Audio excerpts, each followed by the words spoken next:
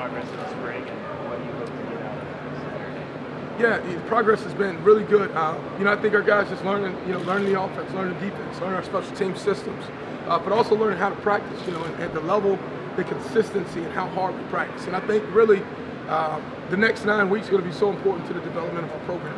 What we do when no one's watching, right? It's easy to get up for the type of practices we have when we have 300, 400 people at a practice every day.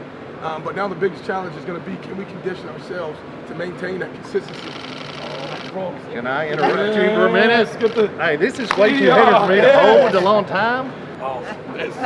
It puts the highlight to the end of spring right there.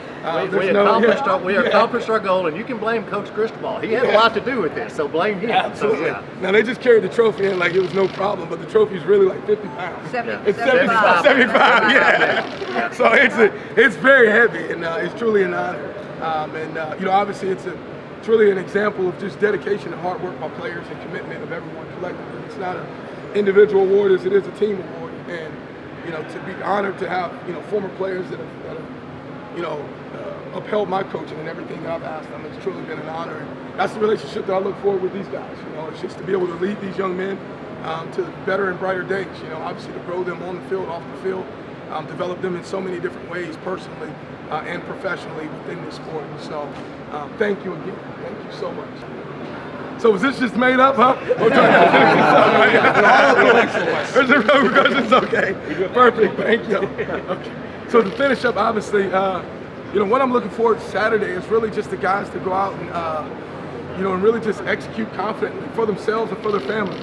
They put in a ton of hard work, a ton of sacrifice. Obviously it's going to be a great environment, right? It's a sold-out crowd. You feel the energy and excitement around the University of Miami football right now, and specifically around all of our athletic programs right now. And so, to go out there and play confidently, eliminate clutter, just have fun.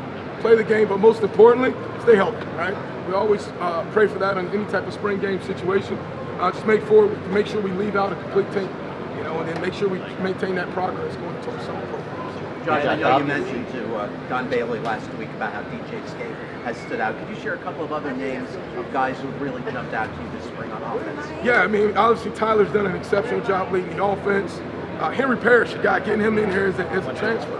It's been a huge addition.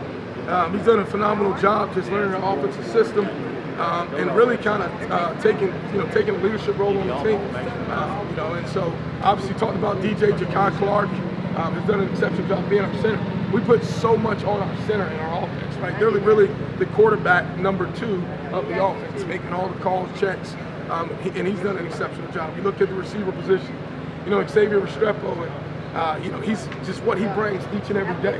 Has been phenomenal because he's the guy that just practices so hard, executes at a very high level. You go on Jacoby George, Keyshawn Smith, Frank Ladson, being able to add those guys into the mix. And so, we're very excited. We've got to obviously build some more depth. That's going to be the key for us, right? We won't be as strong as that first group. We'll be as good as our second group. And that's truly the game of football because you got to be able to rely on your 22, not just on your first 11. There's injuries, there's guys that are missing each and every week. We got to develop depth that when the next guy is out, the next guy comes in and the performance stays the same. And so that'll be really important for us as we move forward throughout the summer. Hey Josh, how do you strike a balance in a situation like this? You're on TV on Saturday, obviously. You're putting in a new offense here. As the OC, how do you strike a balance between what you show out there on Saturday and what you hold back? Well, yeah, that's a great question. Everybody in America will be watching, right? They'll be breaking down the spring game, right? There's a lot that's seen, and we do the same thing. We're watching every other team's spring game. We're putting it in the information in the system. Obviously, there's going to be some things that they've already seen from us from a self-scout standpoint when they look at our offensive system.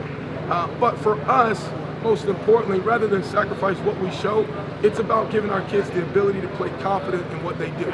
So at the end of the day, if we hold back or we play or we do everything, we just want our kids to be able to go out there and execute it confidently because that's the biggest thing. Allowing our kids to gain confidence from the spring game moment that they can piggyback off of that in the summertime to make them excel in their workouts. Coach, since the Michigan game, you allowed Kenny and Coleman and their outside run game.